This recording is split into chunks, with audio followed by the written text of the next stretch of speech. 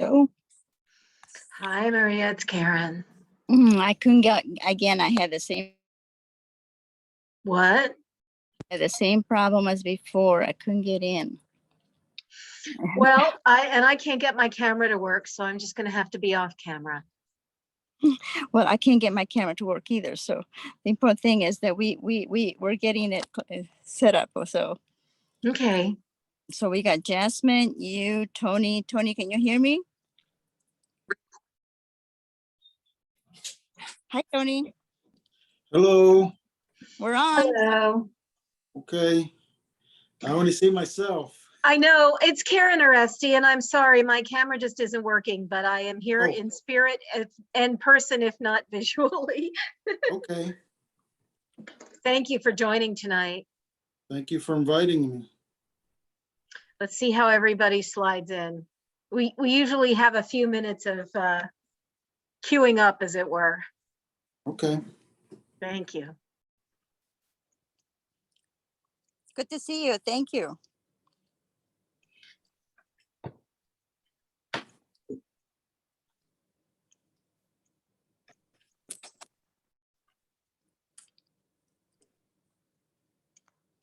Yeah, I don't know why I can't see. Can you see? I know Tony is here, but I can't hear him. Well, do you want to exit and come back in again and see if that doesn't help? No, I don't want to exit. It was very difficult for me to open it because if I exit, everybody drops. Oh, that's true. Well, you're the gateway. Okay. No, we don't want to exit. I don't want to exit. Okay. No, Oh, okay. Okay. because nobody can get in if I exit. I understand. The important thing is it's open, so people should be able to be getting in. Well, see if you get any emails from the usual or text from the usual folks. Mm-hmm.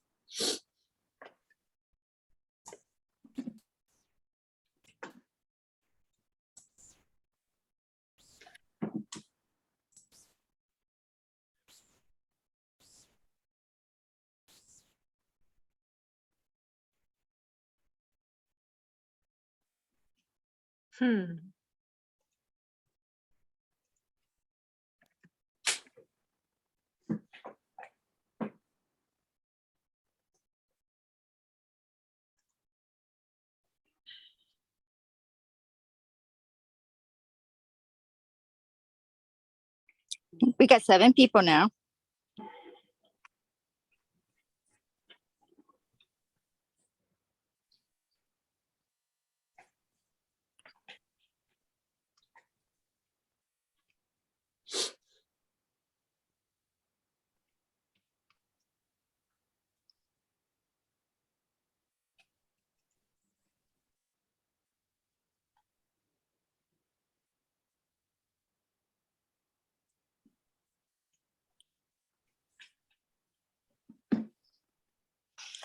Now, I don't know why I don't hear. Records, and today made a new deadline. Tonight, Amazon claims it's turned over thousands of pages. Scores hearing from Congresswoman. Who is Ampy K. Moore? Panel. Well, hello. Welcome. Thank you. Can you Mute. Somebody was needs their yeah, mute or turn down the volume in the background. Thank you.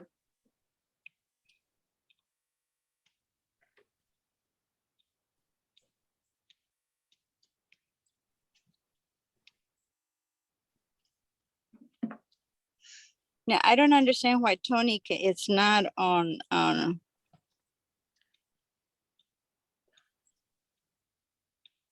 What do you mean? I see him, but it doesn't seem like he's talking. Which Tony? Tony Sandoval or Tony Maldonado? I don't know. I just see a Tony. That's all I can see. That's Tony Sandoval. Oh, okay, Yes. okay. He's our guest. I don't, Yeah, I okay, don't, I'm sorry. You guys have too many names the same, you know? I wrote to Tony Maldonado, but I haven't heard back from him yet. So I don't know what's going on. Yeah, because I was talking with him a moment ago, and I don't know why he is not, because I mean, he's the one that helped me get the code, you know? I see. But I don't know why he's not on here because I mean, I'm like, okay, he's not joining us. But you did text him, right? I did, yes.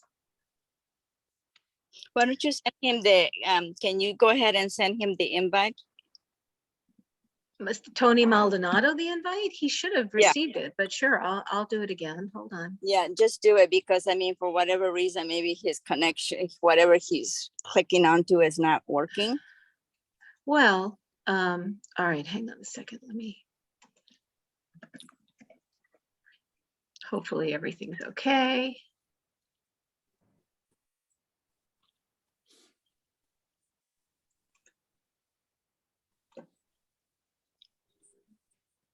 Where are you, Tony? Excuse me. Well, Tony, this is Maria Yaksich. How are you? I'm doing well. Yourself?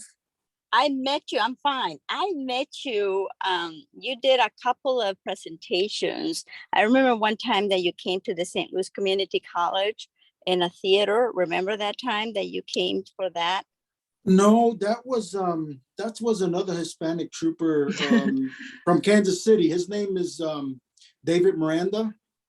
Oh, yeah, I got it wrong. Okay, I'm Yeah, sorry. David used to be a recruiter with us, but then he wanted to be in investigations. So he left recruiting and I was indisposed. I forget what I had going on that time period. And so he filled in for me since he used to be a recruiter. But yeah, that wasn't me. Oh, okay. So that's Yeah. what happened. Yeah.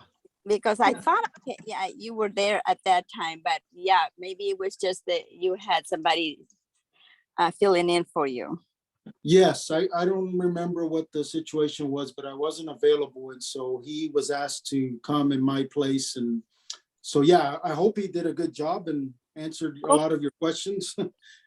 He did an awesome job. I mean, Oh, it was good. a very good, informative presentation. So I'm glad that, you know, and we really appreciate the fact that you also has been cooperating with us and working with us for so many years, because how many years is it that you have started already cooperating with the Hispanic Leaders Group? I don't know. Like I said, that was the first time I had been invited to one of your meetings or events, and I couldn't make it that time. So David went for me. I am the recruiter. In case you didn't know, I live 4.5 hours away from St. Louis. I live in near Joplin, Missouri. Oh, you do? Oh, so Yes. interesting. Cool. Yeah, so I'm not we actually have a recruiter there in St. Louis. He's a good man. His name is Cordell Gibson. Yeah. He's African-American and he's Yeah. the full-time recruiter there for St. Louis. Okay. I actually recruit for the Southwest portion of the state. So like Springfield, Joplin, Rolla. That's my It's area. interesting. So you've cut the state into 4 pieces is basically right? Well, we used to have 6 recruiters statewide. Now we have 5. Wow. And so what we do is we have a recruiter in St. Louis that covers, I don't know, I think it's 7 or 8 counties around the St. Louis area. Yeah. And then we have a recruiter down in what we call the boot heel of Missouri, Southeast Right. Missouri, Upper Right. Bluff. And then you have me way over by the Oklahoma-Kansas border there, Yeah. that southwest corner. Yeah. And then we have 2 recruiters in Kansas City that cover everything north of me. And how many commissioned officers now altogether for the patrol? So uniform members, we have about 1,200. Right. Wow. So that's a nice staff to have for a recruiting group. I mean, yeah, you're spread out all over the place, but that's pretty good. Yeah, we pretty much all work remotely in the areas we're assigned to, and Yeah. our supervisors are all in Jefferson City, and so Right. we're kind of given a lot of leeway and a lot of discretion to handle our recruiting duties as we see fit. So I Oh, like that's it. cool. Yeah. That's cool. Well, okay. So Tony Maldonado apparently has been having trouble getting in on another link. So I sent him the new one, and let's see if he can get in on that one. Yeah, that's what I was thinking, that maybe he's having a hard time, because he was able to give me the code that I needed in order to like log in. Now in Springfield, in that area that you are, Tony, how many Hispanics do you have that have you been able to recruit? So here, what we do is we partner with 2 churches. And that's only been going on for 2 years now. It took us a while to make inroads with the Hispanic community here, even me being Hispanic. I wear this uniform, and a lot of the Central American, that's the major Hispanic population here, Central America. So Guatemala, Mexico, they're not very trusting of the police. And a lot of it has to do with immigration status and so forth. And it took us a long time to get the message to them that, hey, I'm not immigration. I don't care whether you're here legally, illegally. I just want to engage with your community, explain to you what we have to offer. And so it took a while, but 2 years ago, we finally broke through, and there's 2 churches in Springfield that I partner with, and we go to their events. I've been to some church dinners there. We've helped them with some clothing drives that we've done there.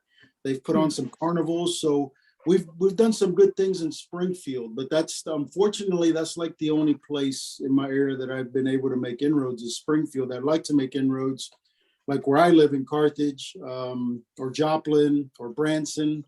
So we're trying to branch out further out from Springfield, but we haven't had much success, unfortunately. So.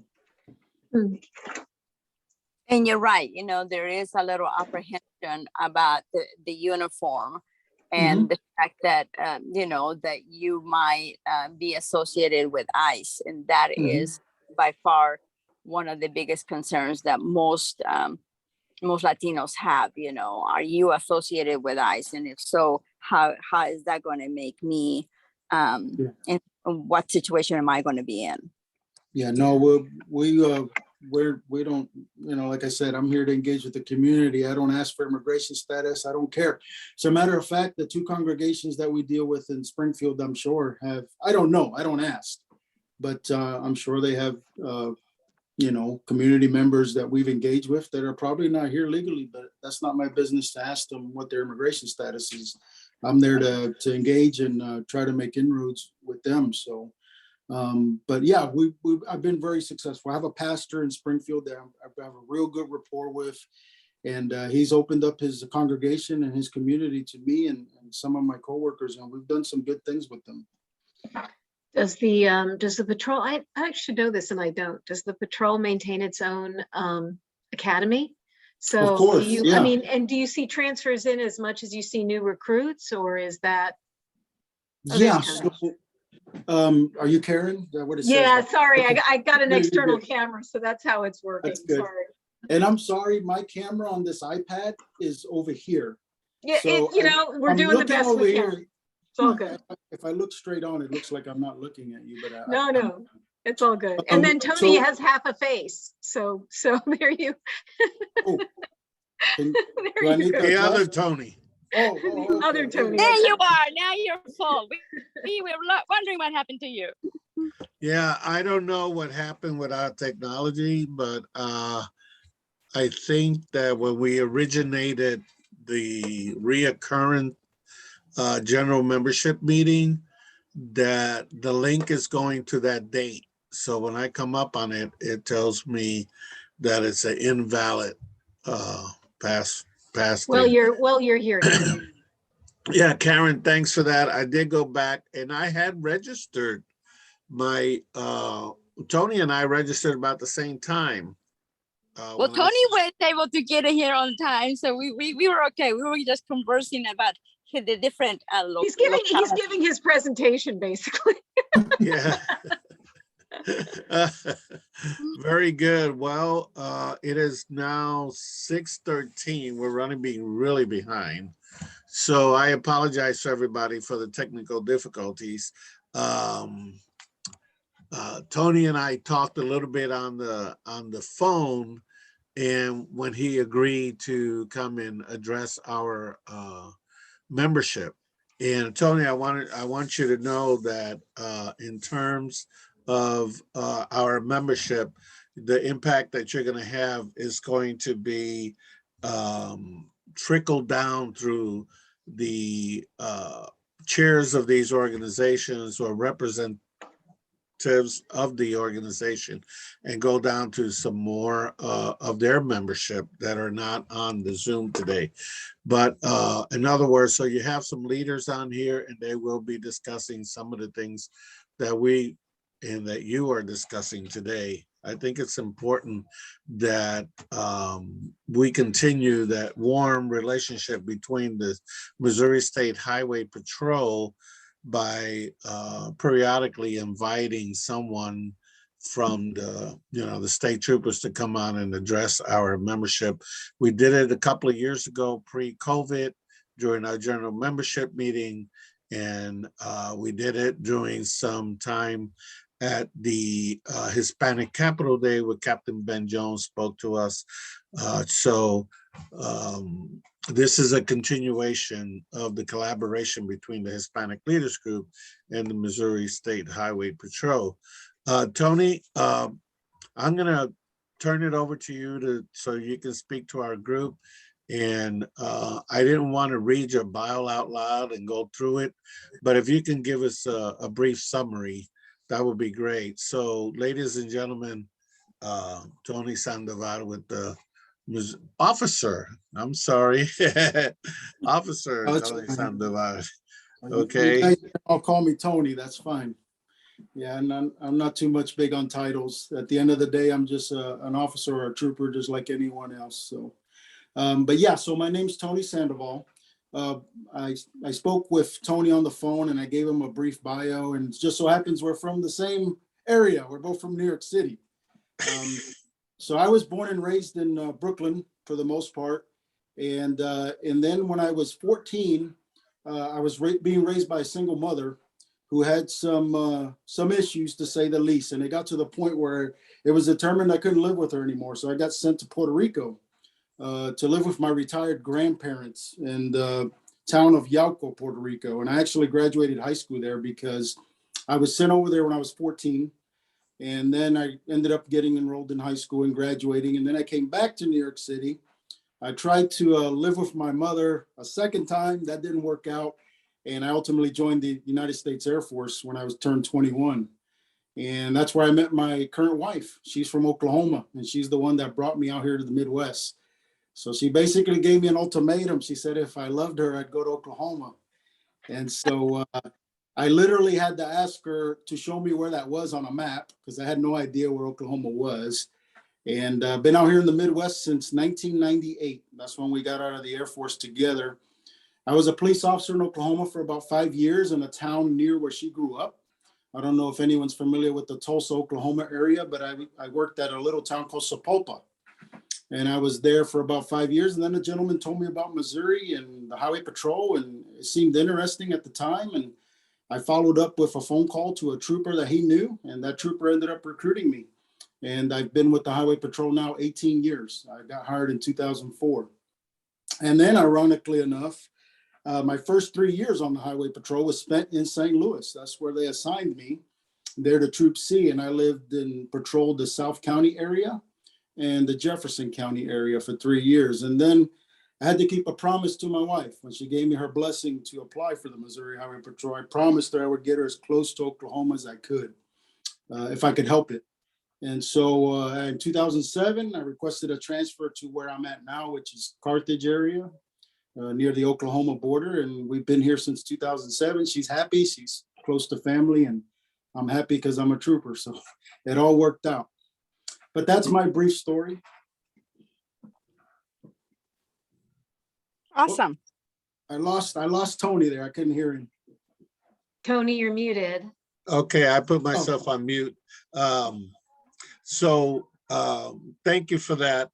Can you share with us a little bit about, there's three things that we thought that you might be able to cover. One is the community engagement and collaborations you have, and then the summer camps for teens between 14 and 16, and also the recruitment of personnel for the State Highway Patrol, which means it doesn't always mean just troopers or police officers. Can you elaborate with us a little bit on Oh, sure. I got notes here prepared, Tony. Very good. All right. So the first topic you asked me to talk on was the community engagement. That I'll talk about what I do personally, but a lot of the guys, the troopers that are in the recruiting division, do this in their own areas as well. It's just not me. But the things that I know that I've done myself is I was talking with the ladies before you joined, Tony, about my partnership with two Hispanic congregations in Springfield. One of them is La Casa de Oración. It's a Christian Hispanic church, and then a Catholic congregation that goes by the Clariton Missionaries. Those are two Hispanic groups church groups that I've partnered with in Springfield. And some of the things we've done with them is attend cultural festivals. They put on Kids Day events. I've done presentations to their youth groups on topics such as social media awareness, drugs, alcohol, just basically mentoring their youth groups on making good, positive decisions. And then I've also attended the church dinners that they've invited me to, where I get to engage with not only the youth, but the entire congregation. And that way they see me in uniform. And that way, whenever I'm there, I'm approachable by the congregation. So that way they get to know us. And it's just not me that has attended these events. Captain Jones has gone with me. And I don't know if you've met Lieutenant Pace yet, but he's also gone with us to some of these events. Those are both my supervisors, by the way. Something else I've done, I've engaged with the Springfield chapter of the NAACP. I actually was invited to one of their meetings. I answered a bunch of questions for their members. And then we participated in their Martin Luther King Day walk that they do in Springfield, where they walk a certain route around the city of Springfield. And me and another trooper participated in that event with that chapter. The Kansas City recruiters, and I'm not 100% sure on this, Tony and ladies, but I know that our Kansas City recruiter, we have two of them up there, they have talked with the Mexican consulate up there and have tried to coordinate some outreach through the Mexican consulate. And I'm not sure if they've had any headway in that or not. I want to say they had an event maybe with the consulate already, but I'm not 100% sure. Again, that's not my area up there. So, but I know that we're trying to make connections with the consulate up there in Kansas City. And then we attend, as far as community outreach on a broader scale, we attend various community events throughout the state, whether they be minority or just regular events. And I've appeared as a guest speaker, and I've been interviewed on the one only Spanish radio station we have here in my area, which is out of Aurora, Missouri. The DJ's name is El Toro, and it's an AM station that broadcasts Spanish music here in this area where I currently am at. So I've answered questions in Spanish, or at least I've tried. I claim I'm bilingual, but I was telling Tony I don't practice it very often because my wife doesn't speak Spanish, and I'm guilty of not teaching my kids, unfortunately. And so I can speak it and can speak it fairly well. I think Tony tested me on the phone, so I think he can vouch for me that I know a little bit of Spanish. So that's the community engagement. If you guys have any questions about the community engagement, I could answer it now, or I can continue on with the other topics, and then we could do a Q&A at the end, whatever you think's best, Tony.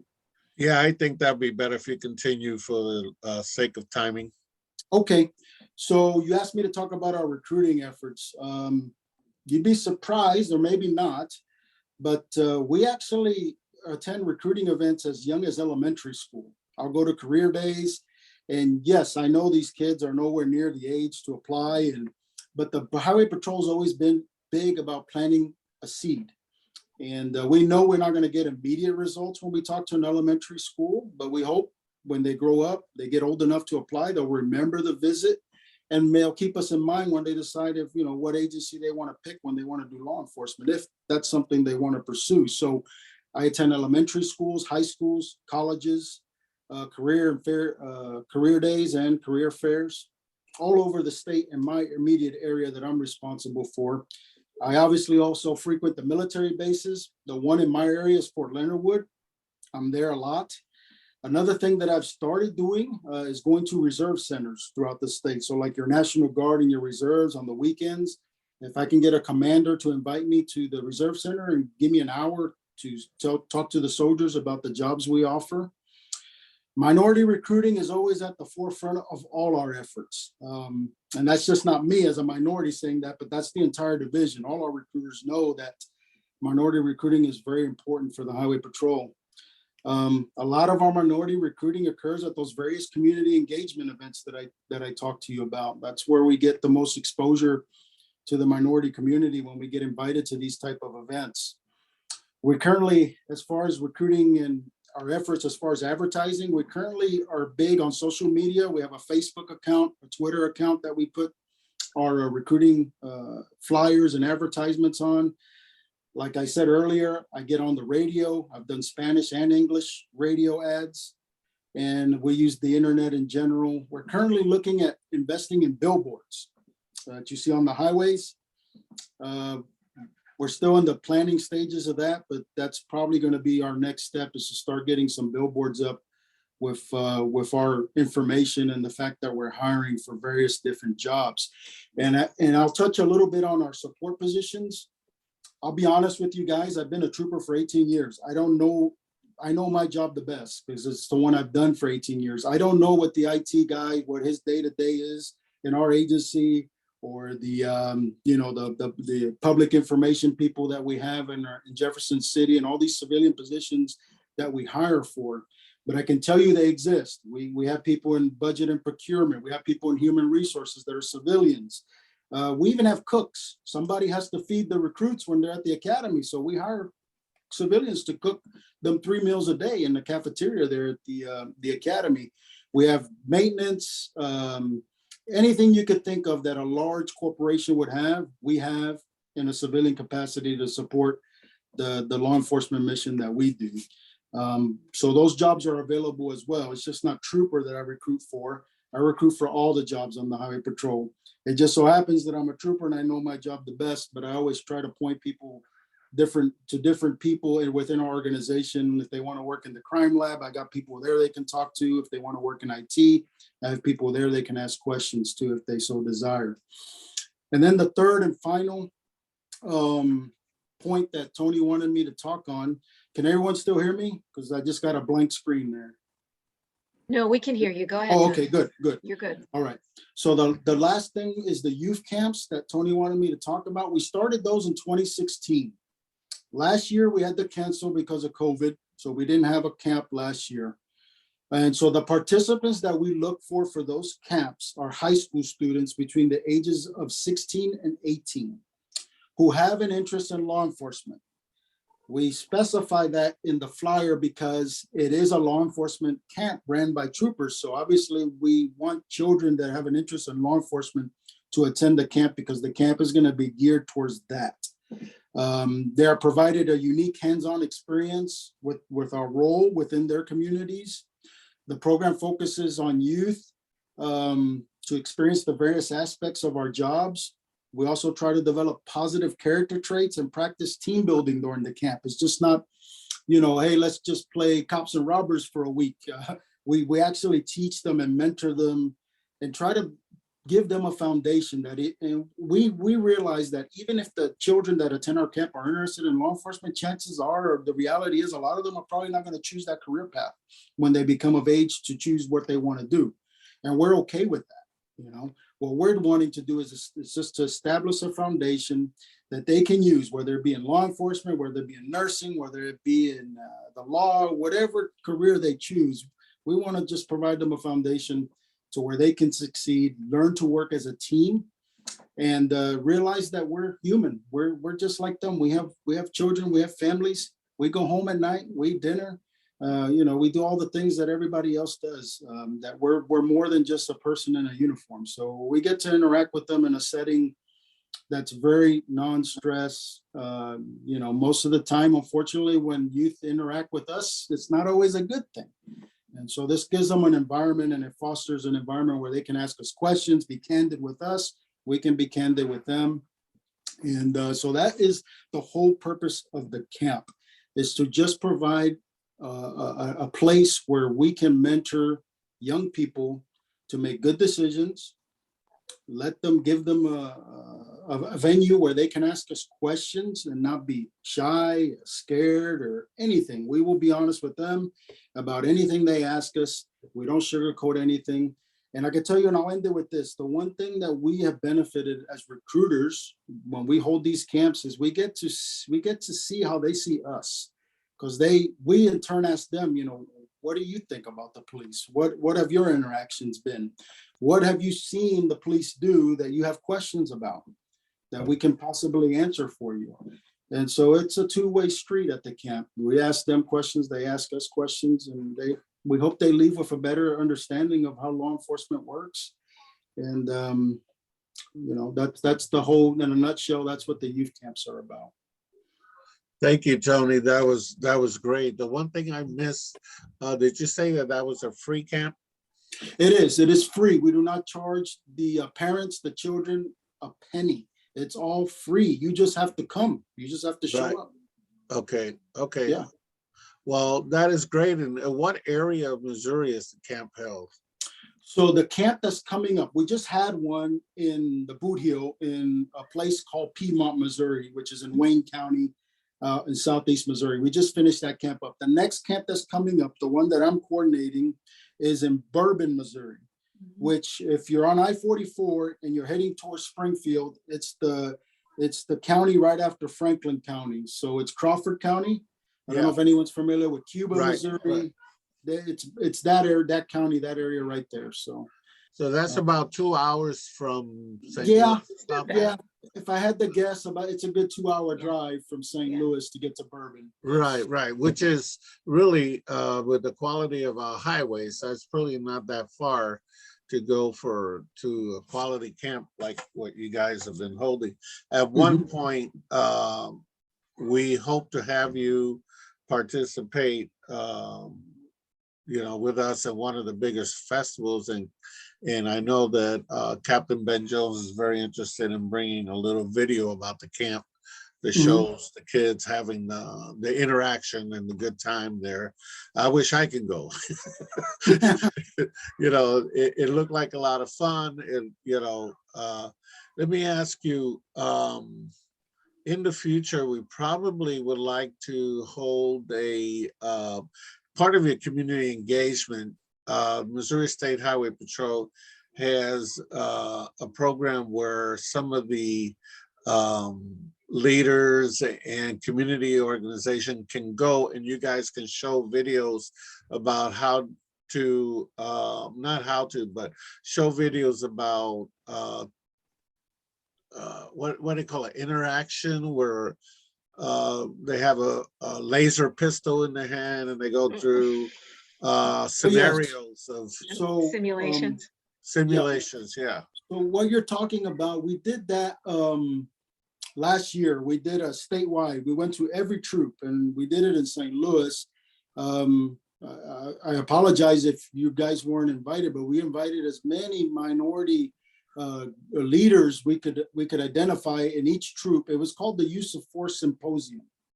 And that's where, like you said, we had the video, and then it plays, a video plays on the screen. You have a gun. It's not a real gun, but it's one that if you shoot it at the screen, it'll show where you hit on the screen, and it puts you in our shoes. It lets you see firsthand, hey, this is what we deal with. We stop somebody, they come out at us with a knife or a gun. You're the trooper now. What do you do? What would you want your trooper to do in that situation? So yeah, those were the Use of Force Symposiums you're talking about, I think.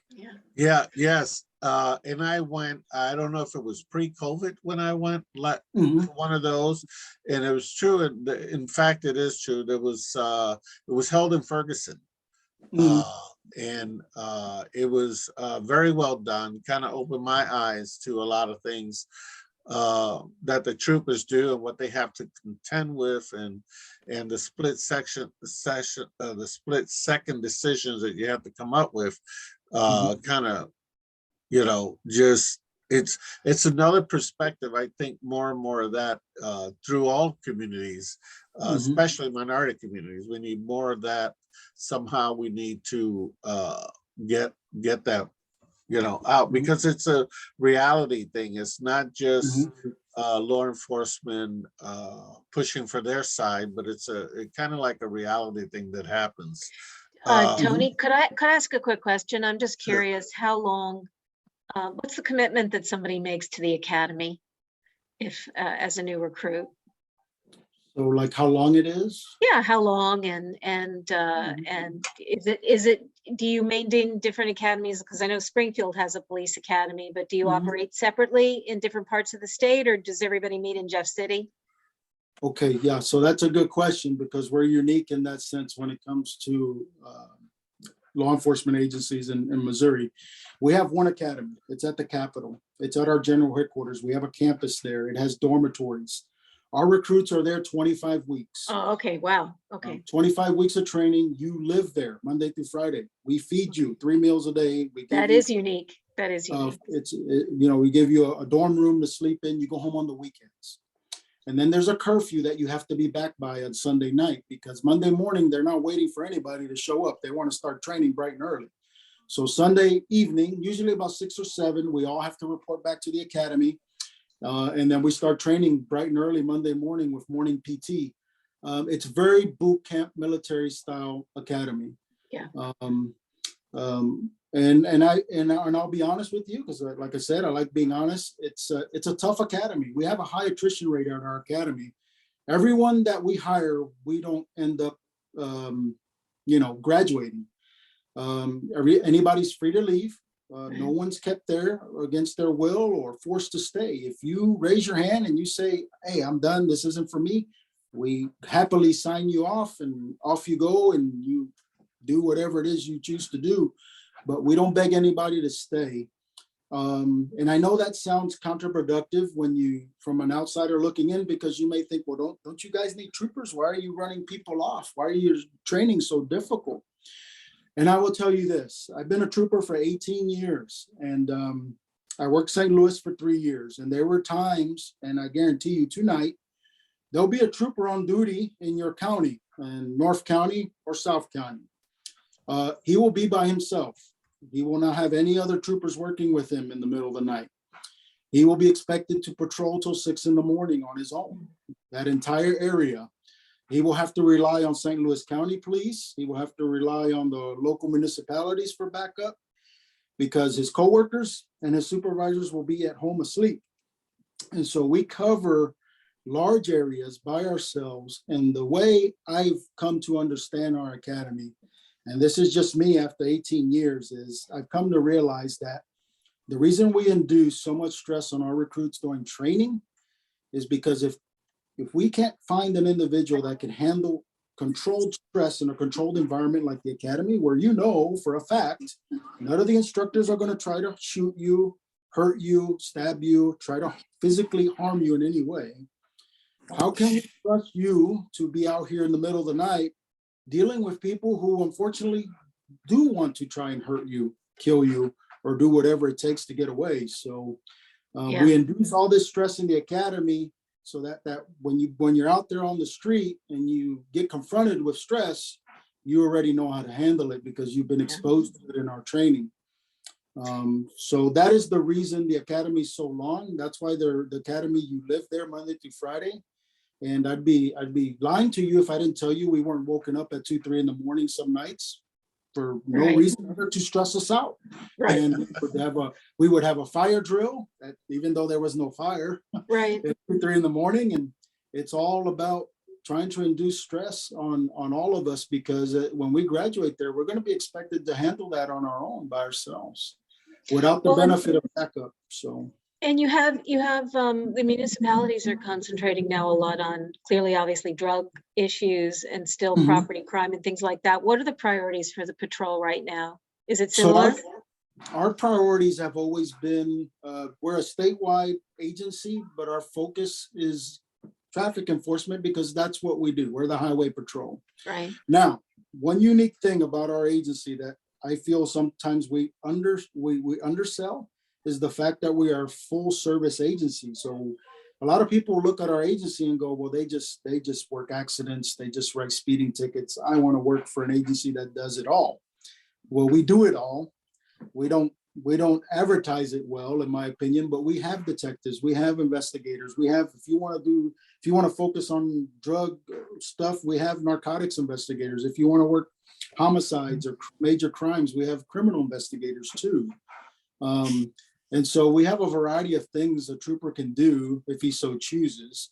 But yeah, we were created as a traffic enforcement agency, and that is our main mission, is to patrol the highways, protect and serve the public. You get broke down, one of us shows up, we've changed your tire for you, we bring you gas, That's fine. and then we enforce traffic laws. Now, if you remember Ferguson, we were there.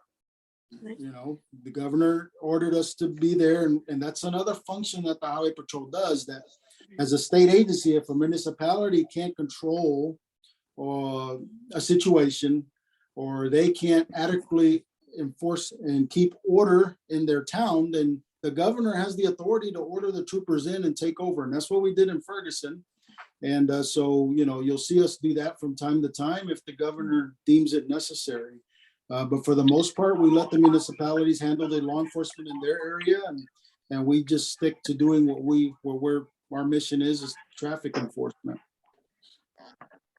Thank you. I appreciate it. But, Thank and by the you. way, been around the patrol a long time. So Mhm. just want to say thank you for all your leadership and your community engagement. Appreciate you. Thank you. You're welcome. I have a Thank you, question. thank you. I Go have a ahead. question. Yes, I hear you. You have a question? Yes. How many, when in this camp, how many females enroll, or how does that work? So we don't put a limit on gender at all. We'll take as many females and as many males that want to come. The last camp we had, which was in the Southeast Missouri camp that we just got doing, I want to say out of 33 participants, I want to say we had at least 10 were female. So we don't turn away anyone because of their gender. Males, females, all welcome to apply. And how is the setup? The males and the females are in separate dormitories. They don't sleep together. Right. Mhm, And right. then we have female troopers that chaperone them, and the male troopers chaperone the boys. But the camp they do jointly. So like all the instruction and all the team building activities and all the things that occur in a youth camp, they do that together. But as far as sleeping, that's separate buildings, separate dormitories, if you will. Right. Hey, Maria, the current Missouri Director of Public Safety, is the first woman and former superintendent of the Highway Patrol, Sandy Karsten. So women are, she's a great role model for women in that role. Yes. Right. Yes. Right. And what is the trooper to camp ratio? So we try to have at least 10 troopers. And so far we've limited, I don't want to say we've limited, but we gotta, we obviously can't do a camp of 100 kids. We just don't have the manpower to properly supervise a camp that big. So our target is 40 youth, and we try to have 10 troopers to that 40 youth. Awesome. 10 Okay. chaperones, if you will, or camp counselors, whatever you want to call it. And of course we have to have female troopers there because we can't go in. The male troopers do not set foot in the young females dorms or anything like that. We have female troopers that chaperone them as far as when they're in the dorms and so forth. We don't enter into their facilities at all. The male troopers don't. We deal with the boys, and then the female troopers, they supervise the female camp goers. Officer Tony, do you see any correlation between economic status for some of the kids that are signing up? In other words, do you see more middle-class kids signing up or more, you know, less economically fortunate kids signing up? How do you see that economic? Well, it's mixed, Tony. We had some kids at this last camp that had been through several foster homes and obviously had a tough childhood. Then we have kids, like you say, that are middle class. The problem we have with the camp is we're not in a position to provide transportation. And we know as an agency that may affect whether some certain economic status has come to the camp or not, because not everybody can afford to drive the 2 hours to Bourbon. Not a lot of families have a car. You know, we understand all this. We're trying to come up with a solution for that. But as it stands right now, the family has to be willing to drive however long it takes them to get to the camp. And we had people as far away as Kansas City come to that camp in Southeast Missouri, and that's a good 4-hour drive for some of those folks. Right. So it's a mix. It's a mix. We'd love to have a lot of diversity in the camps, but then at the same token, you know, we understand that some families can't afford the trip, don't have the means to get the kid there. And we wish we had a means. I mean, with the liability and the thing, I mean, I know some people may think from the outside looking in, well, you guys are troopers. Why don't you just go pick up the patrol car, bring them to the camp? And, you know, that just state government and all the liability involved with that, transporting kids and police cars for two hours or however long it takes to get to the camp. That's worked out by people a lot higher up the chain than me. So yeah. Well, these days with Uber and Lyft, might be a little easier in a contract with the state. I know that Uber and Lyft helped out during the vaccine, you know, clinics and stuff when they were far away. They went into neighborhoods that people traditionally didn't have transportation. They usually would use a public transportation. But anyway, somewhere along the line, I picked up bad information then, because I understood that the troopers had a way to any kid that wanted to go to camp, they would find transportation for it. But so I have to back off of that message, because that's one of the things that impressed me, you know, about the transportation piece, about that. But thanks for clearing that up for me, because I would have been given bad information out. Yeah, as it stands right now, every child has to, you know, come to the camp either by a parent or a guardian or somebody. If that changes, you'll be the first to know. But that's how we ran the last camp, and that's my understanding how we're going to do this camp that's coming up as well. Yes. It's 6:47, but Tony, I want you to, our tradition when we have live meetings is that the members, the leaders that are in the meeting will get up and they say their name and what organization they're representing. In other words, they do like a 3 to 5 second infomercial on what they are. And right now, I'd like you to meet part of our leadership. I'm going to start calling names, and people, please introduce yourself to Officer Tony. Very briefly, no speechifying, just basically your name and the organization you're representative. I'm going to go down the participant list. My name is Tony Maldonado. I am chair of the Hispanic Leaders Group. And I'm here to learn from you about the Missouri State Highway Patrol. We have Maria Yasich, that is Hispanic Leaders Group on your screen there. It says Hispanic Leaders Group. Maria? Yes, my name is Maria Yaksich, and I am by trade right now, I'm a realtor, and I am also a board member, the secretary for the Hispanic Leaders Group. Okay, next is Esmeralda Ajaro. Esmeralda? Hello.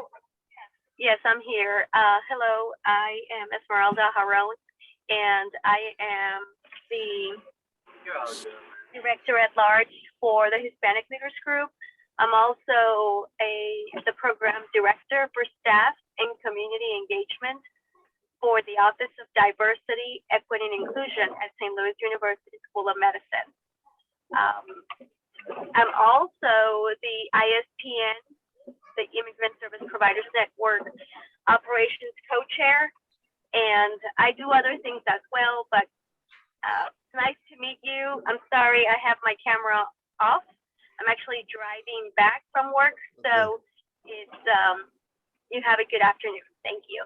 Thank you. And Tony Esmeralda is also one of ours. She is a retired United States Air Force.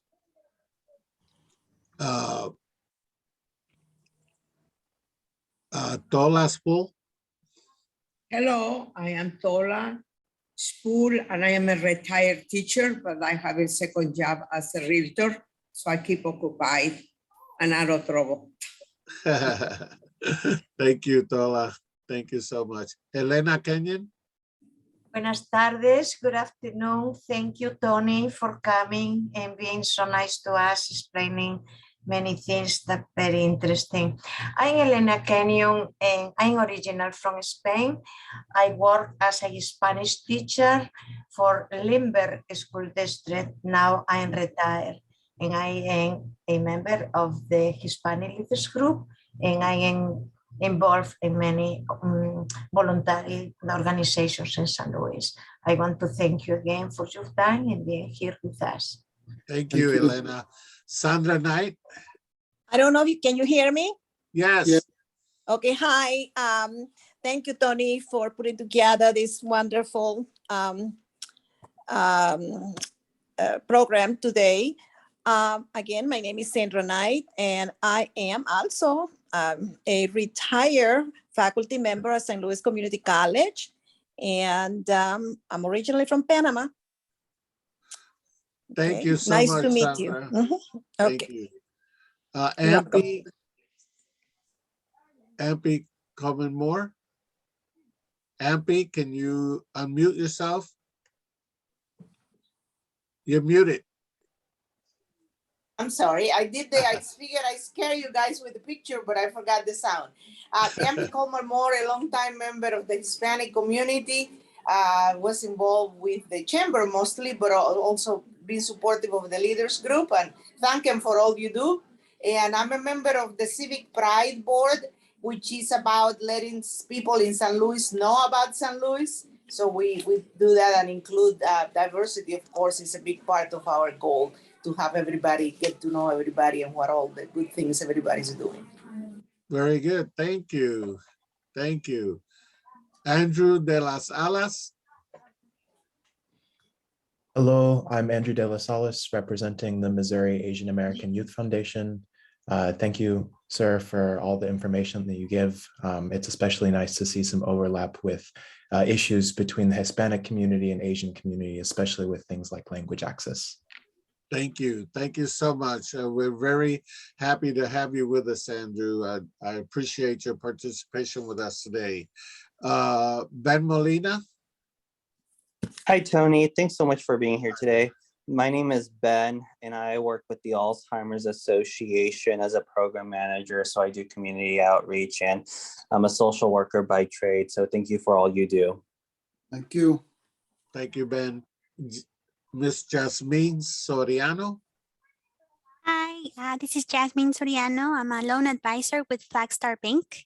I recently moved to the St. Louis area, and so I'm looking to establish more connections with the leaders here in St. Louis.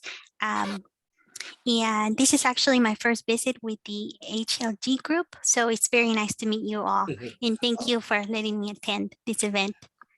Welcome, welcome, Ms. Soriano. Welcome to St. Louis. It's, Thank you. you know, when you talk percentage of Hispanic population, it's small. But when you talk about the leadership and the work we do, we're very mighty. Small but mighty. So welcome, and please keep coming back to our meetings. And when we go live again, this will be a very interesting thing for us to do. Being the voice of the Hispanic community for our area, when we go live, it gets even more Latino with the hugs and the best wishes, and of course our table of entremeses. That's awesome. And Karen at Oeste. I've already said hello, Karen Oresti. I'm currently Director of Administration for St. Louis County, and also late some years of the Anti-Defamation League. And I also staff the work of the U.S. Attorney's Hate Crimes Task Force. So happy to be part of this community table and others as well, and appreciate you today. Thank you. Thank you, Karen. I just had to call on you because I know just had to call on you. Maria Teresa Maldonado, can you unmute yourself? Yes, good evening to everyone, and happy to be here. Thank you, Officer Tony, for your presentation. Very interesting and well worth the time and the learning. It's important for me as a retired individual. Actually, I worked in forensics for the state of Illinois for Chester Mental Health, which was a unique place where I saw as a psychologist a lot of people that needed that extra help from the beginning. And that would, I think, would have been a very good variable to keep them from our maximum security setting. But thank you for all you do. Thank you for sharing of information, and I hope that we can collaborate in the near future. Thank you. Thank you, Maria. And the next is Susan and Mauricio Gobo. Hi, good evening, everyone. My name is Susan Gobo, and I'm from Brazil, and I am Mauricio's wife. I think he's not here today. He has another meeting, but I am a co-founder of the International Spouses Meetup Group and also the International Mentoring Program. And I work as a consultant for St. Louis Mosaic Project. And I'm part of other boards and organizations here in St. Louis. Thank you, Officer Tony, for this great presentation, and thank you for all you have done for our community. I really appreciate it. Thank you all. Thank you. Thank you, Susan. Officer Tony, as you can see, we're a collection of leaders that are very passionate about what we do. We love our community. We have a lot of collaboration with other communities that are not Hispanic. And we're actually very, very diverse in our approach. Of course, we're always vigilant of issues for our Hispanic community. And like what Andrew mentioned earlier, we're very strong on disseminating our cause for language access. So, you know, language access was built into the Civil Rights Act of 1964. So, but we're still here today in 2022 pushing to get it, especially when it comes to health and law enforcement and things like that, where we know that there are populations in the United States that are not fluent in English, that have everybody wants to learn English, right? Everybody wants to learn the common language of whatever country they're in when they migrate to those countries. And in the United States, it's not very different. A lot of people migrate to our country for opportunities and other reasons, but the language access piece is so important for us. It's very, how to say it, you can get to point A with your message to point B if you have those other languages included besides English speaking. And I would venture to say maybe the first people that explored the Americas not the Native Americans that were already here, but the people that first came, I venture to say a lot of them spoke Spanish and Italian. So this is something that we have to continue to push for language access in everything that we do, official and non-official. But as you can see, we do have a great collection of leaders. I'm sure some were not able to get on because of the IT issue, but we'll try to fix that for future meetings. We hope that that we can get the Missouri State Highway Patrol involved in September in a couple of Hispanic festivals that we have in the area. So hopefully we can get a table at those set up so that we can collaborate once again and actually be there in front of our community. And, you know, we invite you to, I know it's a long drive for you, but we invite you to participate. We have a young lady in St. Louis by the name of Gina Howe. I'm sure you know her, Gina Howe. And she's been working close with Officer Terrell. And she's also been a great asset to us. But on behalf of the membership of the Hispanic Leaders Group, I want to thank you, Tony, for coming on and taking your time to be with us today and having a great positive attitude. And I hope to meet you in person soon. I'll call I do have a request. I have a request. This is Maria Yaxich. Go ahead, Tony, Maria. what I was hoping that you do is that you send us a flyer for the camp, and if Yes. possible in Spanish and English, because a lot of the people that I connected with in regards to this meeting that weren't able to join because for many reasons were wanting the information. So if you could send us a flyer, that would be very, very helpful. Thank you. Yes, and also a link where they can get on there and see the information via link. I think Captain Ben Jones has a link that we can share, right? And it'll open up a video. Is that correct? Yeah. So yeah, the video's on YouTube. I can email you the link, and I'll email you the link and the flyer, Tony, if you Okay. it's easier that way for you to disseminate it to everyone else that way. Yep. 'Cause I have your email, so. Okay. Yeah. Very good. Thank you, Maria, for asking for that. Well, that's it. It's 7:01. Thank you guys for joining us again. Thank you, Officer Tony, and to the membership. And we'll see you soon. Thank you. En aplausos. Bye. Yes, this Bye. is applause on Zoom. Thank you so much. Applause on Zoom. Bye-bye. Thank you. And Bye. thank you to Good all the night. participants. Thank you for coming. Thank you. Thank you, Tony, for your work. Thank you. Muchas gracias. Que pasen Thank buenas you. noches. De nada, buena suerte y adelante. Ok, gracias. Thank you. Bye bye. Muy Bye. buena, Adiós. muy Adiós. buena presentación. Bye bye.